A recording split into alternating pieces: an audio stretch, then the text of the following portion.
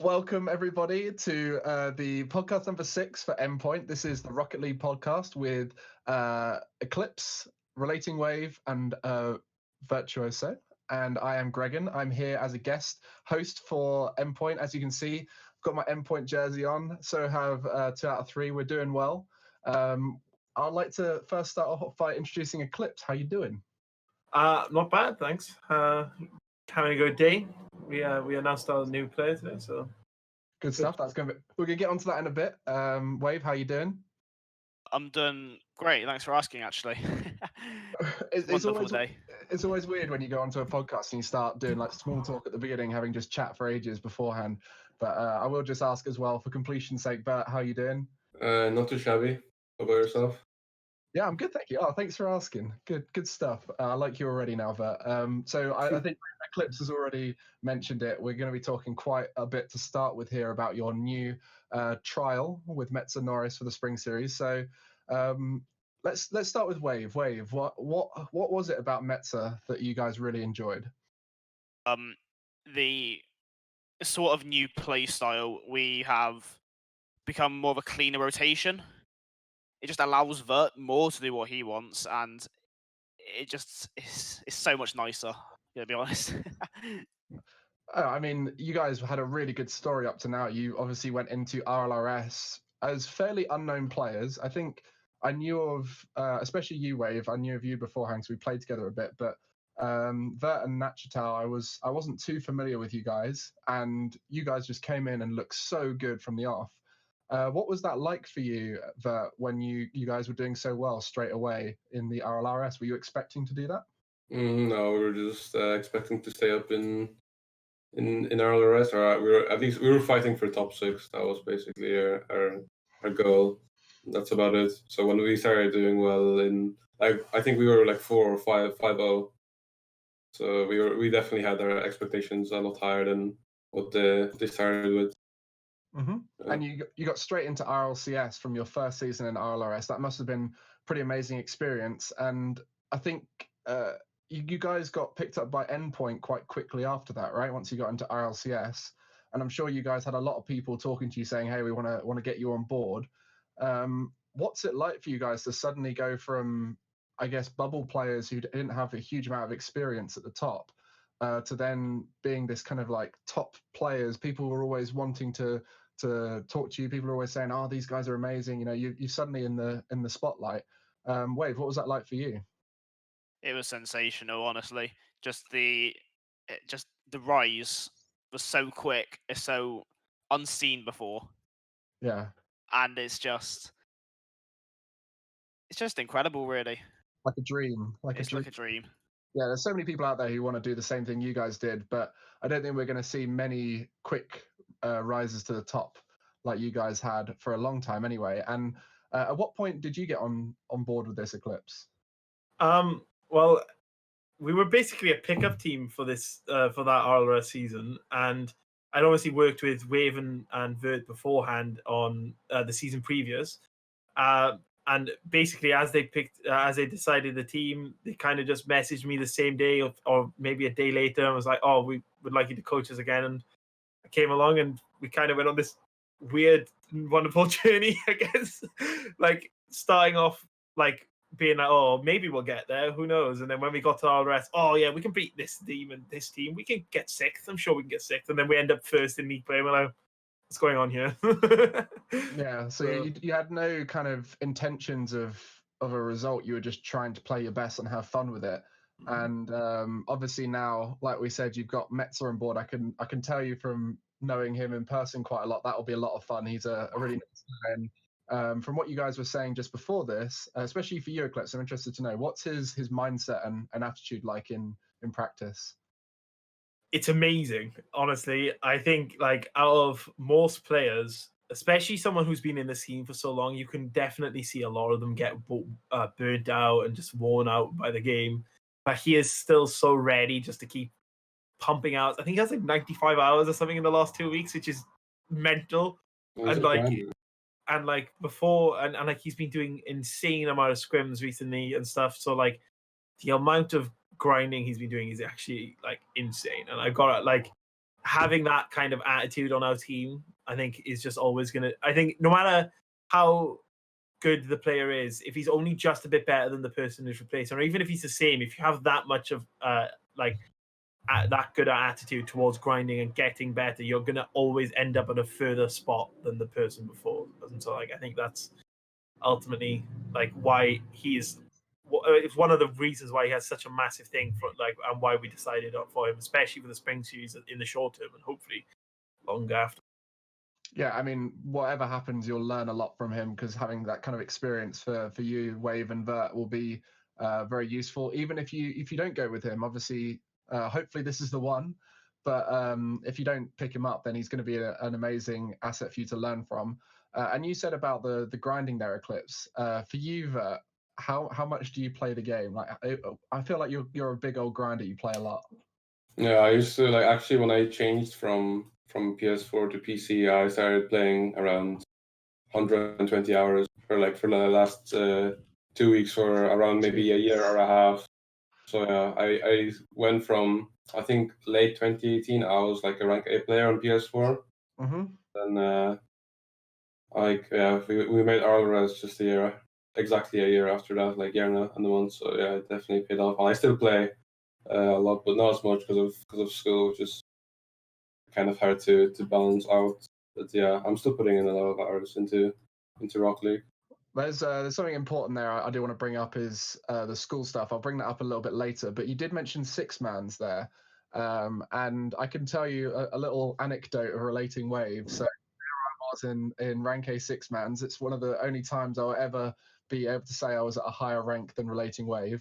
But then it was Wave comes through as the first promoted player from the lower rank in six-mans when they first introduced the automatic promotion. And everyone was rank B players coming up, but everyone went, actually, if these guys did it first, they're probably quite good. And then Wave, from that point on, I'm sure you started to get to know people, started playing with more people. Do you think that was a big changing point with six-mans once you started getting recognized through that? Being rank A, it was a long process, because I was there for about a year and a half with not getting promoted or demoted.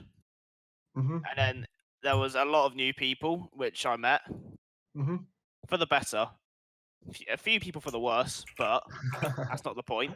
But yeah, after getting rank X in late 2018, it was just new experiences, meeting new people in a different environment to what I've always been used to. Yeah, and I guess you learn from those people, and you start to play a higher level of Rocket League with sort of match style comms and everything, which is why six-mans is so good. I mean, Vert, you mentioned six-mans. Is that a big part of your story of getting to the top? Yeah, for sure, because not a lot of people take rank seriously that much. Like whenever pros get beat by players in rank that are unknown, they're like, oh, they're just ranked warriors, whatever, they won't get far in the game. But when you actually play in 6 months, you can meet people that are same skill level as you, and you can grind together, which is always going to be a good thing. Because matchmaking in Rocket League isn't really a fair thing, because sometimes you can get a pro player on your team when you're grand champ, and then you can get a 1400. So yeah, it's a lot of variability there. So you're not going to get consistent practice with the high level people. And actually, on that note, Eclipse, what kind of practice do you set these guys? Do you send them away with little training packs or anything like that? Yeah, maybe not training packs per se. It's I find ranked is useful to an extent that it gets you playing a certain way, especially if you're playing, say, twos. You have a very different rotation to if you're playing threes. Ones, you're just genuinely much more reliant on yourself. And it's something that Wave, for example, had an issue when I first started coaching him. He was quite self-conscious, I guess would be the word, when he was on attack, and he would always, because he would mess it up or something, and then he would be a bit and he just really needed to improve his shooting and stuff. And going into ones and just playing ones over and over again, you have to get your shooting good, because otherwise you're just not going to win. And no competitive player in history has wanted to go into a ranked game and lose. So he's going to eventually just get better and better by playing it. And honestly, I think using ranked for that matter is good. And just sending him into free play just to do look at certain mechanics as well. is like a big part of it. But yeah, custom training packs help as well. But I haven't really found ones that they haven't already subscribed to. So it's like it's hard in that regard. Yeah, and you guys have been together for quite a while now, and there's obviously there's a lot of trust that comes with coaching the same person for a while, and I'm sure there's that kind of that having that fourth vision when you're in scrims, when you're in a big match, when you're just practicing in general, and being able to just focus on the game, and not just from Eclipse as a coach, but having Endpoint as an org to support you. It must be really good for you guys to know that you've got that structure around you looking after you. Talk us through some of the things since you've joined Endpoint that you guys have done. I know you've done a few boot camps, right? But did you end up going to the boot camps? It was I know there was school was quite tough for you at one point, wasn't there? There were 2 boot camps. The first one was scheduled for week 1 of RLCS, but then week 1 was delayed because of the server issues. Oh yes, yeah, I remember and that. Then there was another boot camp in the middle of season. I think it was week 7 or the double header week where we played Singularity and Dignitas. I wasn't able to go to it because of personal issues and coronavirus. Yes. They didn't let me go. So yeah, I mean, it was definitely a good experience. Just it was camping with the guys and getting to know them in real life, and because it's a different experience talking to someone online and then actually meeting them in real life. Yeah, and you got a chance to make all those funny gifs as well, which I've seen and enjoyed. Yeah. And for you, Wave, you're going along to these boot camps, and I guess that's probably is that the first time you've kind of like practiced gaming in person with a teammate, or have you managed to go to some LANs before? Either way, sort of explain how different it is for someone who's not done it before, practicing in person for gaming, because I'm sure a lot of people just think, oh, it's just gaming, you can do it anywhere, you can do it in your room, you can do it in your parents' place or your own place, whatever it is. But how different is it in a dedicated training area like the CX place you guys went to? It was so nice because I've never been to a LAN. The first boot camp was the first time I ever played the game outside of my own setup. Yeah. And it's just, it feels so good to know people around you are supportive and they've just got the same sort of attitude towards what you want to do. Yeah, and I guess for you, Eclipse, I know from experience as a coach, getting the people you're coaching to kind of listen to what you say and to actually be able to explain it, where you can point at the screen and watch a replay together in person, it's so much nicer in that training setting. So I'm sure you guys found that was the time where you got the most effect, right, Eclipse? Yeah, like it's so like online you always have to employ like your like screen pens and all this to try and point to where you're going, or you're like zooming in on the game to like show a line, and it's like when it was in person I could just touch the screen and be like, do this.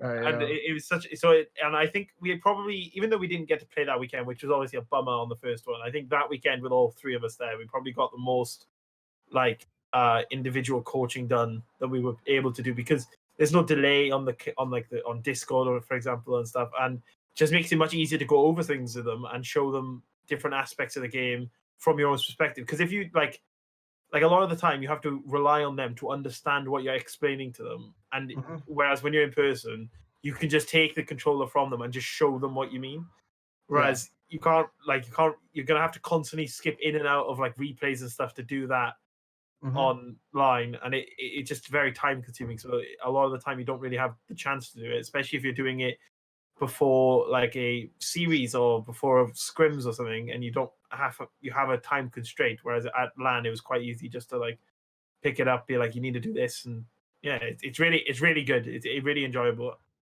Yeah, and I can talk from personal experience. When I was at Vitality in 2019, we had 4 events. We had a boot camp before, which were both Worlds, Montreal and Leipzig, which are the 4 events we made top 4 of. Every other event we didn't. So I can tell you from personal experience that boot camps are such a big factor when it comes to performing, just because you just get that time together in person, and coaching is so much better and scrims are so much better. Everything's better. And you guys are very fortunate with Endpoint there supporting you, and getting that second one in just before lockdown was pretty good timing. And we've mentioned it a little bit. Both you, Wave, and Vert are in education, so you've got to balance your school life with practice, and especially you, Vert. You mentioned that you were aiming for 120 hours in 2 weeks, which is 60 hours a week. Which, when you on top of that, and you're trying to like look after yourself with your health and everything, there's not really much time to fit it all in. So, what's it like balancing school for you, Vert, with Rocket League? I don't really have time for myself at all. It's just Rocket League and school. So yeah, I don't really have a social life, which is expected for a gamer anyways, just stereotypical. That's really it. It's tough because there's definitely a balance for everything, and when you do eventually finish school, I'm sure you'll find other hobbies other than Rocket League. But yeah, for now, I'm guessing you really just have to juggle those two things for your whole day. And Wave, what about for you? Do you find you have time for anything else? Luckily for me, sixth form isn't too bad. I get the work done. I get the time to play Rocket League. I get a little bit of social time, and it's definitely worth it. Time for myself, but it's not a lot. It's not a lot. Yeah, I'm guessing you have to be a little bit more efficient than your peers at school and sort of use your free periods to do homework, or at lunchtime, if you've got a spare moment, do a little bit of work to catch up, that kind of thing, just to make sure you get ahead of the game. So when you get home, you haven't got anything to worry about. And I don't know if you guys have thought about it, but when do you think you'll be leaving education? Do you think you're going to go on to do university and stuff like that, or are you going to take some time to try and be pro? It depends how it goes in Rocket League, to be honest. So I'm definitely like really motivated to do well the next upcoming season whenever it's going to be announced. Yeah, I have one more year after this year, so it's going to definitely decide if I'm going to do if I'm going to go to third level education or not, with how we perform next season. Yeah, and I'm sure it's probably similar for you, Wave. Wait and see what the timing's like. Eclipse, what stage of education did you get to before this journey into esports? I was in university for 2 years. Didn't quite work out for me. University wasn't really my thing, so I ended up stopping it, and I just kind of started doing jobs. But like while I was working, I kind of said to myself that I've always wanted to do gaming as a career. So I kind of gave myself like I think it was a 6 or 7 month time frame to like try and get a full-time position doing something in Rocket League or in any esports for that matter. And then after that, I basically said, well, if I don't, then I've at least tried. I can move on to something else. I can live life knowing I tried to do what I wanted to do. Do you know what I mean? But I'm one of the fortunate ones to have managed to succeed in that endeavor, I guess. So yeah, it was hard though, because I did esports when I was in university, in like the university scene and stuff, which is great for a lot of like up and coming players. And even that, just playing enough in the game to remain at a level that you can be competitive in just something as easy in comparison to what the RLCS is. Do you know what I mean? As university Rocket League was time consuming, so I can only imagine like how the boys are. And like we tried when we're with scrims and stuff, we try to make it as easy as possible for them to balance the lives. Like I always try and book the scrims later on in the evening instead of like right after school, so they have that time to get home, like unwind a little bit, have a bit of food. Do you know what I mean? So it's all about balancing it for them as well as for everyone, because it is hard, and I respect their grind, to be fair. Yeah, and like we said, this journey to being a pro kind of, it didn't happen. You weren't going into this thinking, oh, let's be a pro within a year. You kind of just do the bubble scene stuff. Then if that goes well, you're an RLRS. If that goes well, you're an RLCS, and it kind of happens. You're always aiming to be the best you can be, but you never know when it's going to happen. And I guess for you guys, it might have been a bit quicker than you were expecting, that rise to the top. But one thing I did want to talk about was your play style. So you obviously you're known for your very fast, chaotic Rocket League style, whereby you get a lot of bumps, but you cover back. Especially, I think we can say the bump meta is something that you guys took on quite well. You said that now you've got Metsanauris, you've got more of a standard rotation. How do you think your playstyle before was? Do you think it was good? And what do you think your new playstyle is going to bring to the table? So from my point of view, obviously watching it from the outside in, with Najitao, we had a very unorthodox way of rotating. So it effectively ended up being we had a 2's rotation within a 3's rotation, and it and it sometimes bit us. Like it came back to bite us, and that is why it started like against the more structured RLCS teams where we couldn't guarantee a goal on every attack, which was basically our way of beating everyone in RLRS.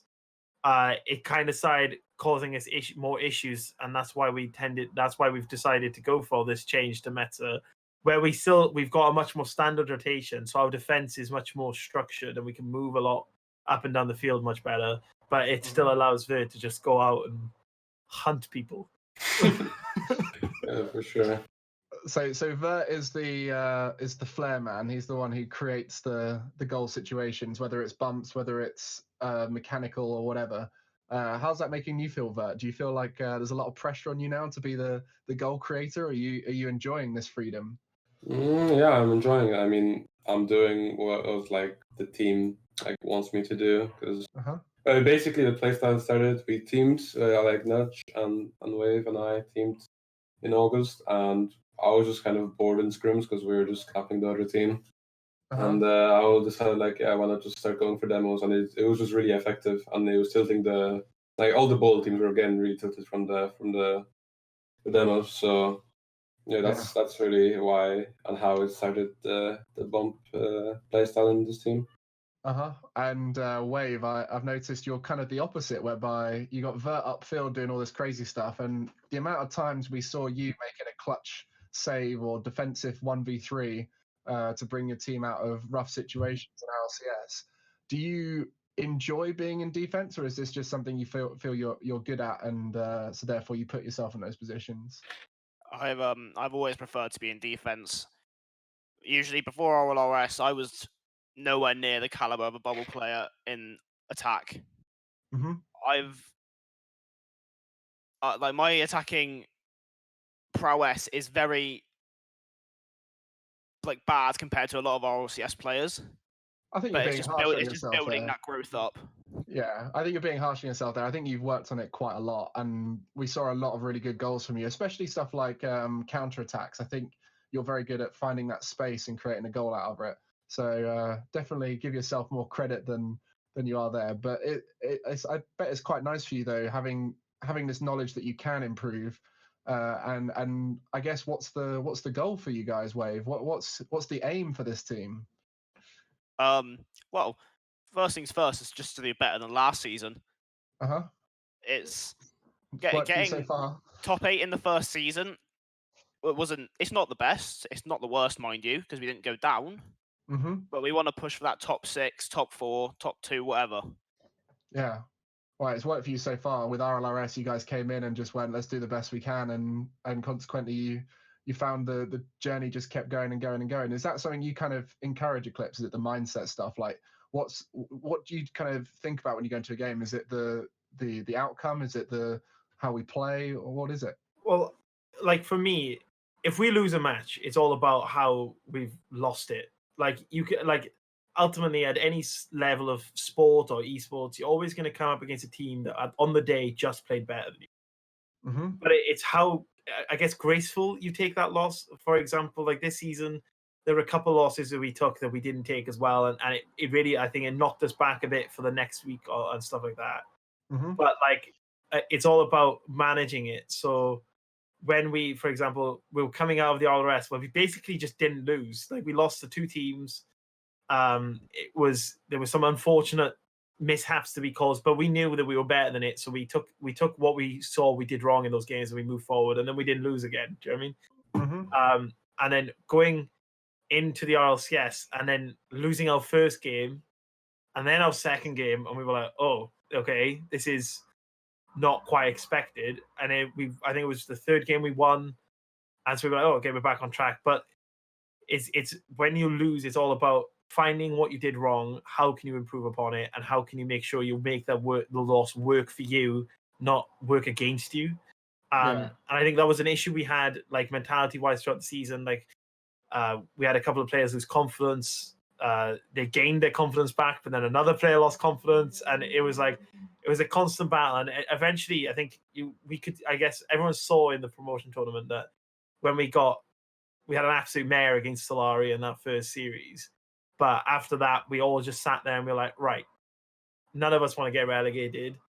None of us want this. And we just spoke it through and we got it all back on track. And then we got going against Karen. We still didn't play amazing, but we played well enough. And then against Stonkers, we were back to our old selves in a sense.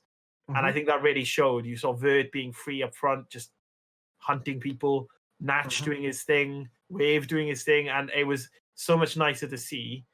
But it did cause us to like reflect on it and go, well, it took us an entire season to get back there. If that happens again, we can't like make sure we can think. So that's why we decided that maybe a transfer was needed, and ultimately we went with it.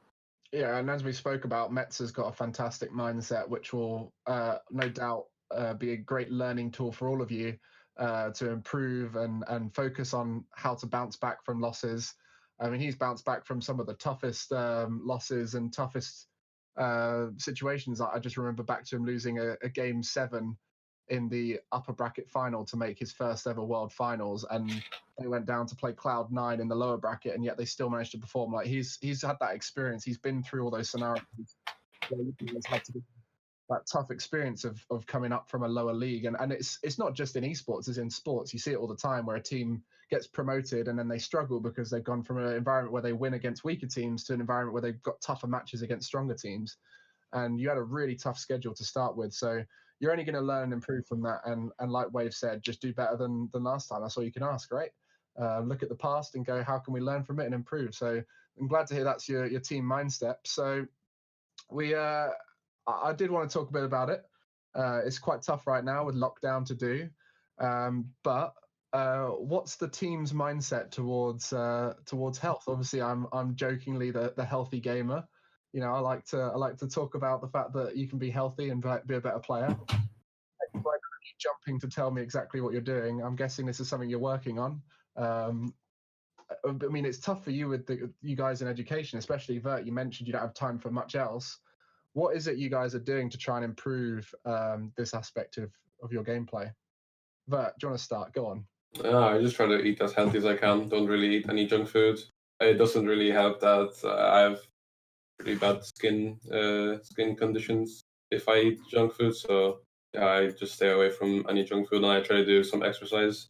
Usually just PE is like my main exercise when I'm in school, because I mean, mandatory to do.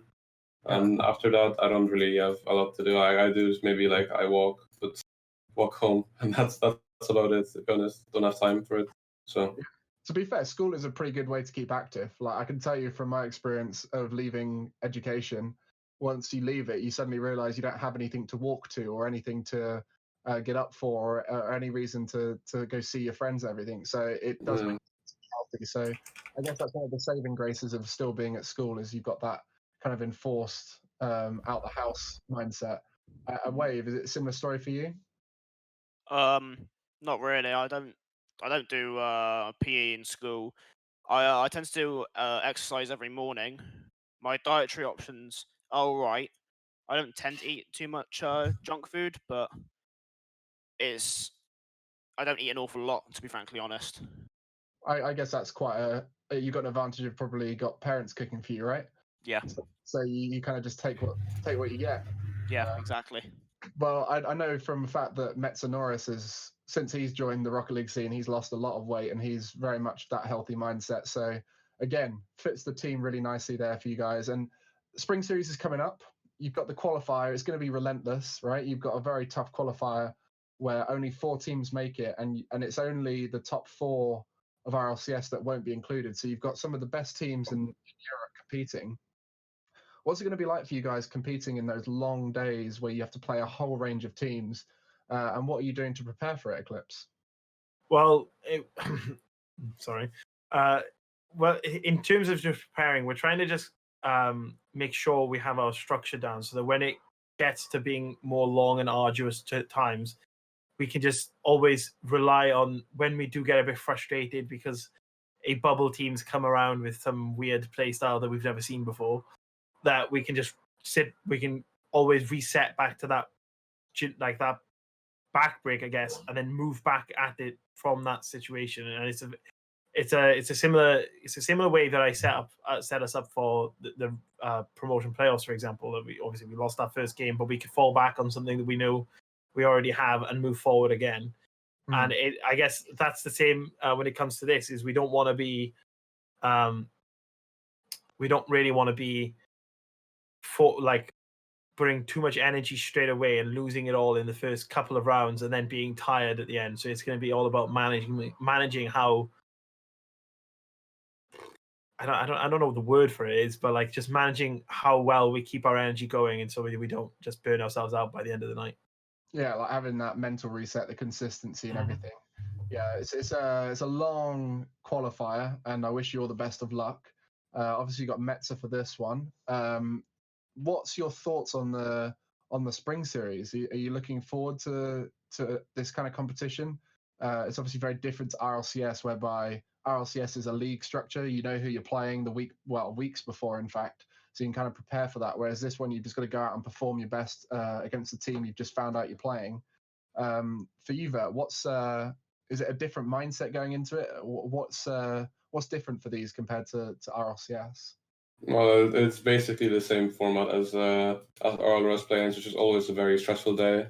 I'm not gonna say that this is the most important tournament, and like it's gonna be as stressful as RLRS play-ins, because that can make or break careers. But like we're still gonna try our best, and yeah, it's gonna be weird because we haven't been in this scenario in a very long time, nearly. I think like 8 months. We haven't been in this scenario where you have to play. I think it's a double elimination bracket, so yeah, it's gonna be something. Yeah, it's gonna be long. And again, stay healthy, keep focused and everything, and that'll be good for you guys. Wave, I think it's a good little chance to talk about British esports and the tournaments that are going on within the UK. We obviously have Rocket Kingdom doing very well now. They're actually going to be streaming the spring series, I believe, and with Endpoint being British with Eclipse and Wave, I guess you're very close to us, but just being over the water. But yeah, all this kind of like stuff going on in the UK. Do you feel like the kind of national leagues is a good place to kind of push for Rocket League? Do you think it is a good idea to get more tournaments like that, or do you think keeping it more European is a good idea? Because I mean, you know a lot of the UK scene as well, and you can obviously form those friendships. Same with you, Eclipse. So do you? Basically, what I'm asking is, do you want to see more UK-based tournaments?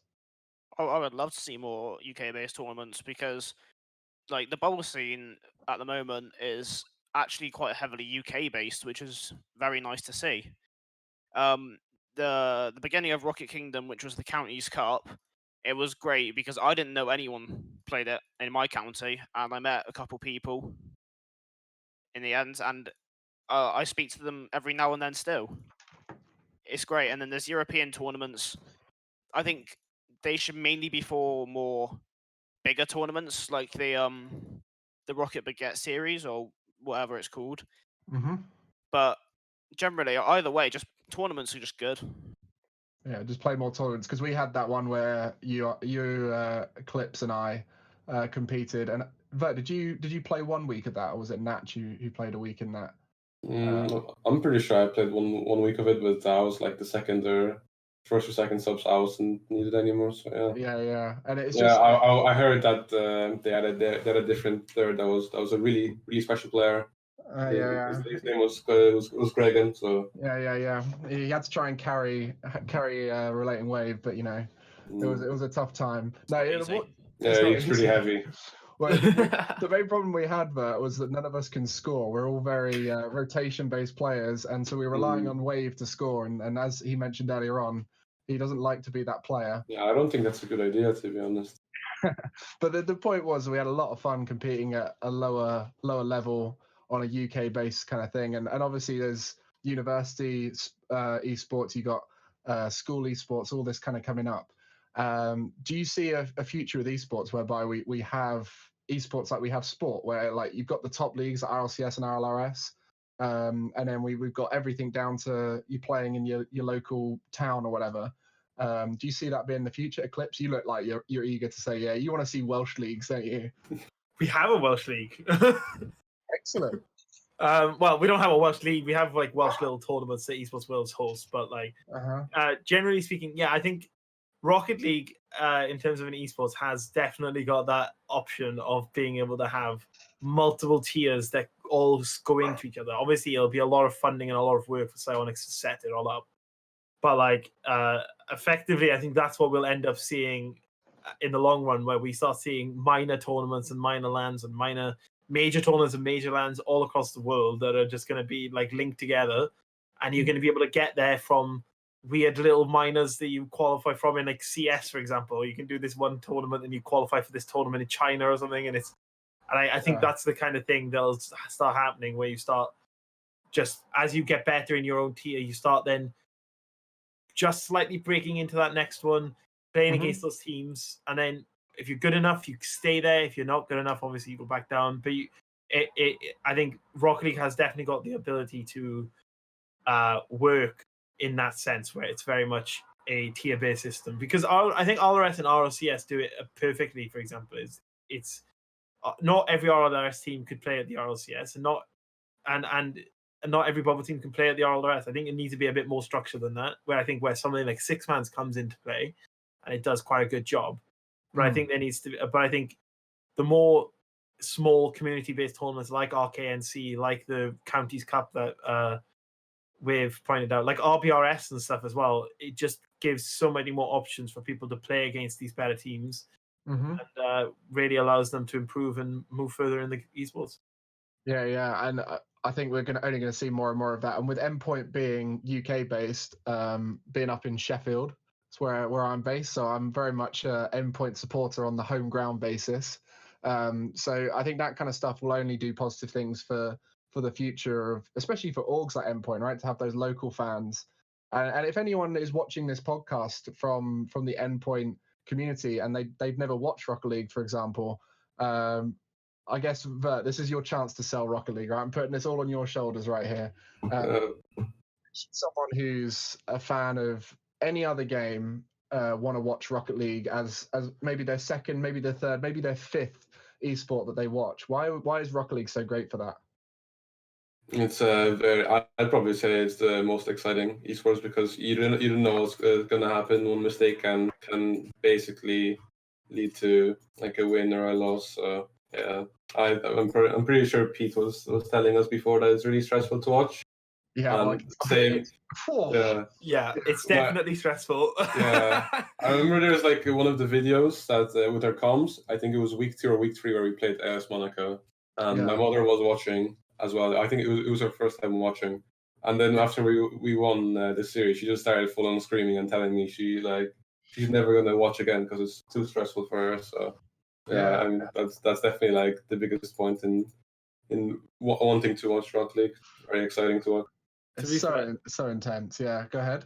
I was going to say, to be fair, in terms of the stress levels, like with this whole lockdown thing going on, obviously football and most traditional sports are off. My stepfather, he loves watching football, so his substitute at the minute is Rocket League. He's literally started watching Rocket League because he has no other sports to watch. And him and my mother were watching, I think, our promotion tournament. And when we went to Game 6, my mother turned off the TV. She was like, "No, not watching anymore." And she just walked off. And so, like, I think in terms of the whole stress levels and things, to be fair, I wish I could have done that because I wasn't enjoying the fact that we were losing either. But it's stressful, yeah. Oh yeah, it like as a coach as well, because like obviously we have like the 10-second delay between what the boys is doing and what we're seeing, and we have the comms at the right time, but we don't have the visual at the right time. And so you hear someone say something, you're like, oh no, we've lost or we've conceded or something, and then nothing's actually happening. And you're like, why have you done this to me? Yeah. When I was at Vitality, they used to leave a pause whenever they conceded before they said anything like "Don't worry." So anytime I heard a 2-second pause, just because the comms had a pause in them, I was like, "Have we conceded? Have we conceded? Maybe we conceded." And then I'd hear them go, "I'm left. I'm going. I'm right." And I'm like, "Oh, I'm safe. I'm safe." Wave does the exact same thing. He says, "Nice try if they shoot, and nice try if we concede." And what he does is he leaves a gap after each of them. And the way I find out if we've scored or if it was a shot or if it was a concession was if it goes, "All right, I'm back now," and I'm like, "It's terrible. You don't know what you're doing to us, Vert." And it's so bad. And the amount of times I've felt my heart going through, like, it feels like it's coming out your chest. Like, genuinely, I've never had heart pains except for when waiting for a big important match. Because you guys have got control, right?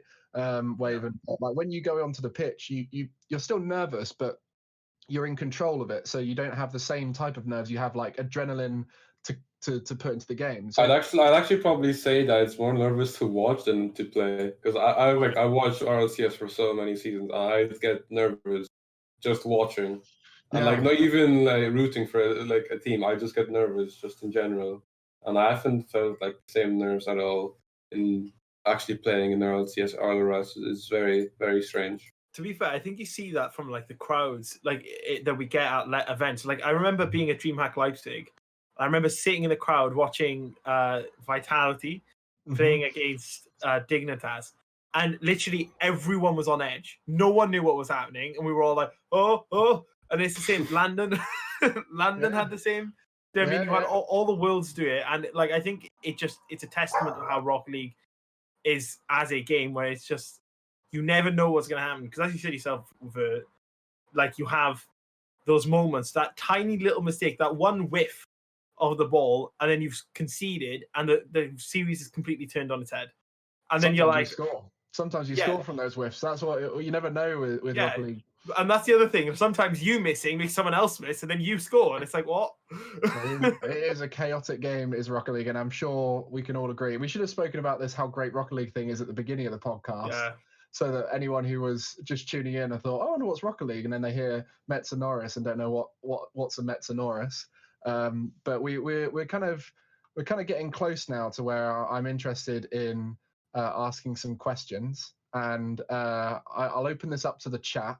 So get your questions in now. We'll carry on chatting for a bit, but you guys can start sending in your questions, however silly you want, however detailed or Rocket League focused you want. I'm sure Wave just shook his head because he knows what kind of people we've got in the chat, what kind of questions they're going to be asking. I'm afraid. I'm afraid too. I've seen some of the things in chat already. I'm not entirely sure I want those to be questions. Can we get a Sharky cam? Oh, great! Is that a reference we don't know? Go on, Wave. Go on. Basically, I've got a goldfish called Sharky, and such a good name. Go on, carry on. There's not much to it. Like, because I've got it right. I've got the fish tank right next to me. I've always been like that. And people can sometimes hear the fish tank in the background because of the filter. Okay. So people always ask, "Oh yeah, what is it?" I tell them it's a fish tank, and then it comes down to that sort of conversation. Okay. And how long have you had Sharky for? Oh God, 7 years. 7 years. That's an old goldfish. It's an old goldfish. I've got a goldfish. I don't have it anymore, but at my parents' place when I was growing up, and it's now at my brother's place, we had a goldfish called Fred, which was named after Freddie Flintoff from the 2005 Ashes. So he's been alive since 2005. So he's 15 years old. Yeah. So goldfish can hang around. They either last less than a year or they go on forever. I've seen some last days, maybe even hours. There's no in between with goldfish. And so Sharky is one of those clingers. He's going to cling on forever. Yeah. Well, we got any other questions? Why did you pick up Metsa? We kind of mentioned it a bit earlier on, but I guess we could go into a bit more details about his gameplay, because obviously we spoke about his mindset and his experience and everything. But what's it in his gameplay that makes him stand out to you, Eclipse? I think, do you know what? It is his awareness. So very rarely have I ever been able to see a player just know when to leave the ball, like without anything else. He just he just leaves the ball, and like there was a moment in scrims, and I think it was probably one of the moments that I thought, Met's probably the guy for us, because Wave hadn't commed anything, Vert hadn't commed anything, and Meta was driving towards the ball. They had every right to hit, and then all of a sudden he just drove around it, and then Wave came in and scored, and no comms were said, and I was just like, what? I was like, and he obviously heard him or something, and was just like, well, he's clearly the person to go for it. And that kind of a level of awareness, I just don't think you see in many players. And that and his consistency in our scrims as well is just above most that I saw. There was a couple of people in contention, but ultimately I think the awareness is what broke him out as the next level. Yeah, and I think that awareness is one of those kind of skills that is undervalued by many people, but it's incredibly valuable in a team where you have got a Vert in there who you've just let go run riot and do whatever he wants in offense, because then Metza gets around in the right spots to react to the chaos that Vert creates, right? Mm-hmm. Why Metza, people might be going, why have they picked him up? He's been on a struggling team for a few seasons, but the reason why he's been on that team is because he hasn't had that flair player to kind of work around, right? He's not had that player who can do the disruption, which he can then read and create the goal. So I'm very excited to see how that all works out. And Wave, you got anything to add? Why Metza? Why Metza?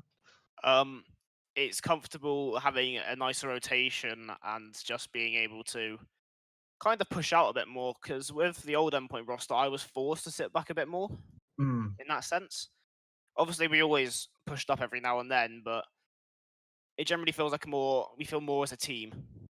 Yeah. It's just less solo.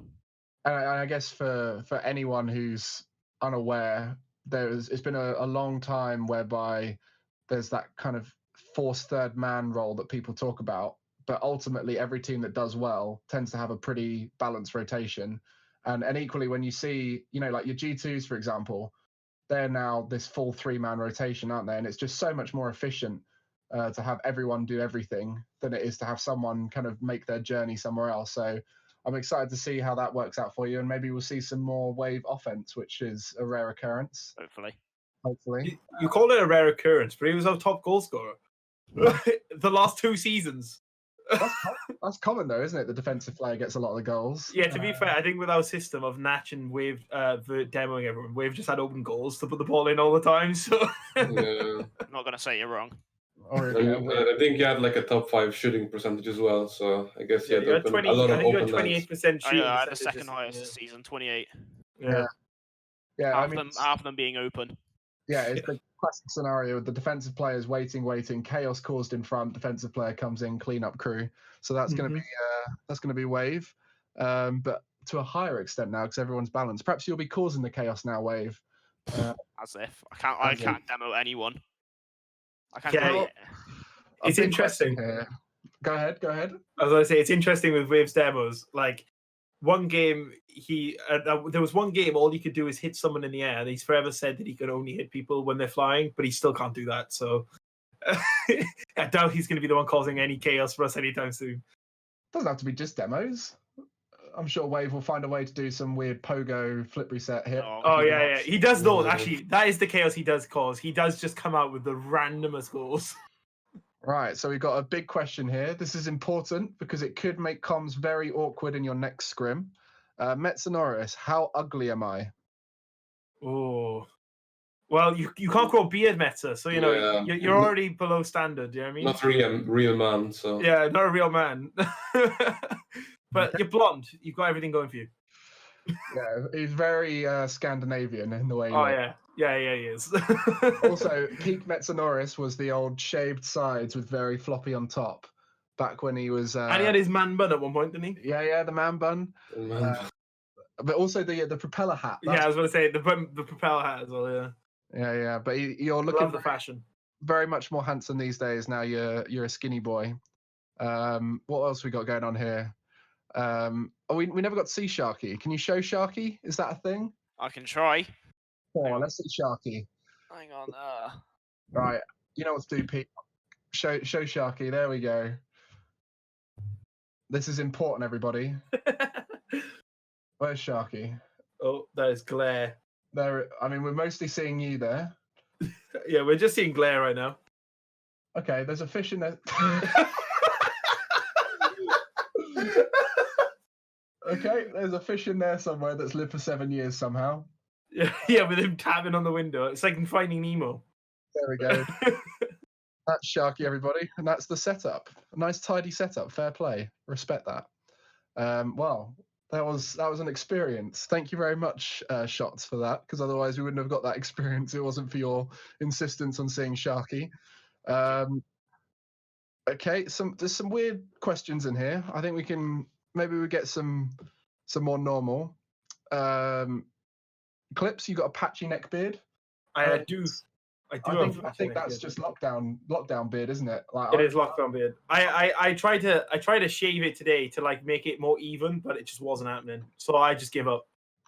It is tough on lockdown. I mean, you've also looked like you've not been able to go to the barbers, or you haven't. Yeah, no, my hair is like ultra long.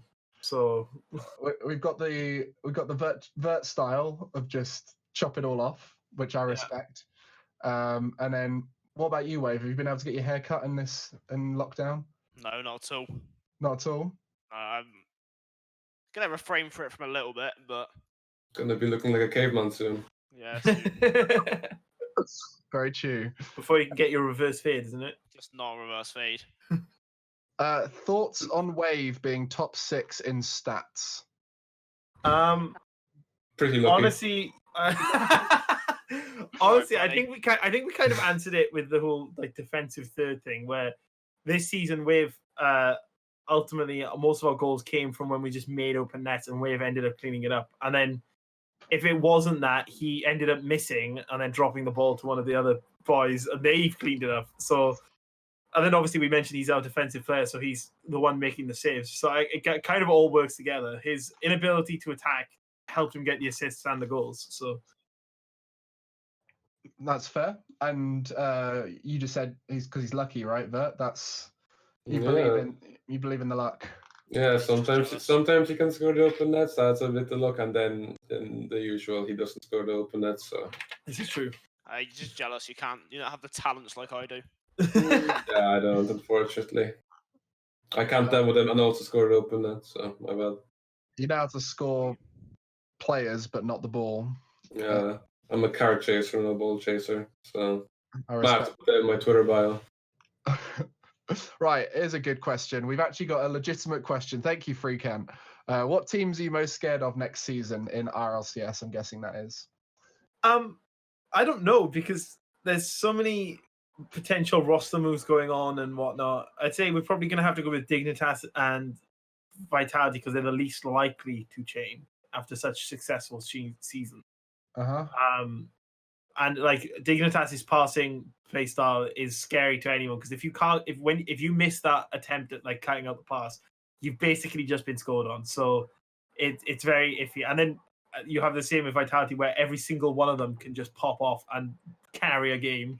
So you've got to make sure you've closed everyone down, and it's so hard to do that. So I'd say, yeah, probably those two teams more so than anyone. I'll be a bit scared as well of Alpha now, because he had a bit of an off season, but he's been working hard on that. And I guess you guys know Spanish playstyles because you had Natch before. What about the new Spanish team coming in? Is that a scary prospect? Because I know a lot of people have always been scared of that playstyle when they go into qualifiers and everything, but not had it in RLCS. Now it's there. Wave, what are you thinking? They learned from us. To be fair, he's not entirely wrong. Their playstyle's definitely changed over the last couple of seasons, and like Stonkers, I know I had a couple of people telling me that they thought Stonkers was basically just a new version of us coming through, and I could see it. Like, I feel like our demo playstyle really stops their like all-out attack, because they can't all-out attack if they haven't got anyone back in defense, like at all. Especially, so it allows us, we kind of break them down. Like, yeah, if they get their goals off and stuff, it definitely works. But generally speaking, I think we're quite content against those teams. That's fair. I mean, there's a reason why those teams don't go to the top straight away, is because there is a flaw to them, and you guys are aware of that flaw because you've gone through the RLRS, so you've had to beat that style of team before. Any last questions here? How long have we been going for? About an hour now. Is that about right? Yeah. Yeah, it's about now. About an hour. I think we can do a few more questions. Predictions on teams that make spring series from Crisis. Who do we think are going to be the 4? Actually, let's say who do we think are going to be the 3? Because we'll assume Endpoint as one. Who are the other 3? I think it could be a lot of people. So like it really depends on who some of these RLRS teams pick up, because I think these RLRS teams with certain like a very specific pickup, like there's inklings about Scrub going to play with Tad and Bluey, which is effectively an RLCS team in and of itself. So like you have things like that who people would kind of write off. You'd assume it'd be Rec, who finished 5th, Barcelona, SNG and us, because we're the top 4 after the top 4. Never works out like that, does it? It doesn't. It doesn't. Someone's going to get an upset somewhere along the way, and I think it's quite hard to actually guess that. If I'm totally honest, I'd probably say Barca will, because I think Barca's playstyle works against bubble teams and RLRS teams. But I'm pretty sure Barca has already qualified. Yeah, they're already made is it. is Barca top 4? Yeah. Top 4. Who's Rec, fifth? Veloce, Rec, and Veloce. Oh, okay. Well, Veloce does as well, because Veloce wait for mistakes, and bubble teams and RLRS teams generally make more mistakes than most. So their playstyle works well for that. So I'd say Veloce. Rec, if they're playing well, obviously, because Rec are probably one of the best teams in the world if they are actually playing well. And then I think anyone could get in on that last spot. Then I don't think there would be a guarantee. I don't think SNG would be guaranteed. I don't think even us are guaranteed yet. I said assume you guys, because I think it would be very weird for you guys to say another 4 teams that weren't yourself. Yeah, well, or one of them at least. And I think one thing that's fair to mention as well is a lot of teams that have been higher. So let's say Reciprocity, Veloce, Singularity, etc. They're on their trend downwards at the moment in terms of past results. I think for them, this is their chance to either bounce back or continue that trend downwards. So it could be quite an important tournament for some of those. And then for Endpoint Singularity, you guys are on your trend upwards still. So this is a chance for you to prove that you're on your way still. And then, like you said, those RLRS teams, there's all sorts of them that could just make a massive jump, like it happened in North America, right, with Charlotte Phoenix. They lost arguably the player and then still made it. So there's definitely all sorts going on there in terms of the qualifiers. I think we've got one more here. One more question. Thoughts on separating work environment from friend environment for improving? So I'm guessing that's kind of referring to when you're playing Rocket League, say Wave, Eclipse says, hey, can you carry me in ranked? And you're like, okay, as friends, I'll do that. But then, you get a message from Gregan and you're like, actually, this is a chance to hardcore grind the game because I'm one of the best players on my friends list right now. What's that kind of different mindset like for you when you're playing ranked, Wave? Ignoring the anecdote, that was probably not a very good example. It's a wonderful example. I've been asked many times by Eclipse to carry him, but throw me under the bus there, isn't it? Like, hey. It's not the point. I've never really been the ranked player. Like, I've always played it. I just haven't tried it that much. I think playing obviously friendships in Rocket League are quite good, because the better you can interact with someone, it actually can correlate to comms, from what I've found. Obviously, you've got to put the work environment first, though. Yeah. So when you go into a scrim, you guys are treating it like work in a way whereby you're not thinking, oh, this is my mates that I'm playing with, even though they are your friends, but you're going in with the idea of we got to be as good as possible, right? That's what you're saying there. Yeah. But then equally, like you said, you spent time in person, and that probably helped a lot with the kind of friend side of it as well, because you could spend time working hard in person, but you also got to know each other. But what about for you? Do you think this team, you've got like the work setting and then the friend setting, do you separate them, or do they kind of like mold together? It's hard to separate them. I feel like it molds together, because like most of the good teams are basically all best friends, like SSG or whatever, like Pittsburgh United and NA. If you take Rocket League too seriously, if you just start losing, it won't end well. So it's always better to be like a bit relaxed, like not full on serious at all times, because that just isn't a good environment to be at all. And like with all the different like personalities, people can take it differently. when you're criticizing them, and being in a work environment and not being like friends. How I guess you'd usually be like after work or after scrims or whatever. Yeah, and like let's be honest, most work environments have friendship in them. Like that's not Yeah. not something specific to a Rocket League team. Like a good work environment has friendship there, and I think the way you guys reacted to Metsanauris' question earlier, already sounds like you've embraced that friendship with him, which is great. Very easy to do though with Metza. Let's all be honest. He's a very nice guy. To be fair, he slots in really well with like the British banter that we have. Like I think a lot of the time we're like, obviously we're taking digs at each other, like the ranked carry and stuff like that all the time, and it works. And Meta loves it. He jumped straight in, first scrims, try out everything. He's like, oh yeah, I don't care, I'm roasting you. And he was and it was great, and we loved it. And I think that also like added to why we liked it so much, is because he did it to me within 2 scrims about 1-0. Yeah, he was just like, yeah, you've won nothing. You've only ever come second. Look at my title. Oh, big old Metza ego coming out. Ego. But like it was great because like, and he even said it himself. He was really enjoying our scrims with him because we like, while we took it seriously in between games, like if Wave had missed the ball or something or let a ball go in because he just like flew past it, we'd be like, oh, what are you throwing for? Yeah, what are you throwing? And it's just good. It's good banter, and I think that really helps a team like set up better. So. Yeah, that sounds good. It sounds like you guys have got it sorted, and that's also why having a coach is really good, because that kind of helps to keep the mood a bit lighter between games, because there's nothing worse than a minute of silence between games in competitive. There's a question here: how are you preparing to play Spring Series in terms of stopping upsets to awkward bubble teams? You mentioned that earlier on, so I recommend going back and listening. Cloud 85. Unfortunate. Yeah. So that was we spoke a little bit about that, and also for Galaxy we spoke a bit on Metza back in the day. I think we'll wrap it up here because we've covered a lot of stuff throughout the bulk of the podcast. We've spoken a lot about Metza, obviously the big hot news for you guys that you guys are playing with him in the Spring Series. I wish you all the best of luck. It's been a lot of fun. I hope you guys have had a good podcast as well. You've enjoyed it. This was the 6th episode from Endpoint. If you're interested in finding out a little bit more about the other Endpoint teams and goings on, I think even stuff from like the owners is really interesting to listen to. So do go check out the other podcasts by Endpoint, and hopefully they'll get the Rocket League team back on, and maybe I'll get an invite back if this was an all right job. As you can see, I've long since been an Endpoint boy. I used to coach them back in the day.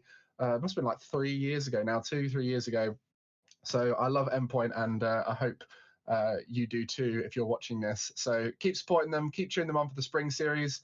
Any last words from? I mean, Eclipse has always got words. Any last words from Eclipse? Yeah, just I want to say actually thank you to everyone that supported us, like especially after the end of how our season ended. It wasn't quite as glorious and glamorous as some of us would have hoped for, but we still had people sticking out by us, and I made sure to do the shout outs on the RLRS stream afterwards. But like for everyone here and people that are like supported our decision to pick up Metza, like there's been some backlash, like we've seen it on Reddit and seen some things on Twitter that people are like real pissed at us for it. But like I think ultimately it's our decision. We have our reasons, and I'm glad to see so many people have that support for us, and it's really nice to see because it's a massive thing for us, and it like especially being such a small team. Like we saw it with RL Stats GG. They just did the community vote, and we had like 7% of the fan favorite vote, and we were like, even though that seems like such a minuscule number, but I think that ended up us being like 4th or 5th, and we were just like, holy, okay, we just didn't expect it. You know what I mean? And it's like, right, and it's really nice to see, and it makes it our jobs easier as well because we know we've got people behind us. So. Well, you've got the, as we mentioned many times, the org supporting you. You got each other to support each other. But yeah, I'm sure it's a great decision. You guys know best. You're in the background doing all the hard work. And Wave, any last words from you? Shout out to the Dank squad. Love you all. Shout out to Sharky for his little. Yes. And Bert, from you, anything to say? Shout out to everyone that supports me, like individually. So yeah, thank you.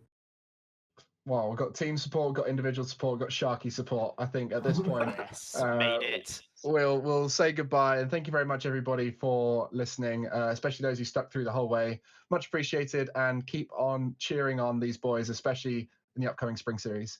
Thank you very much.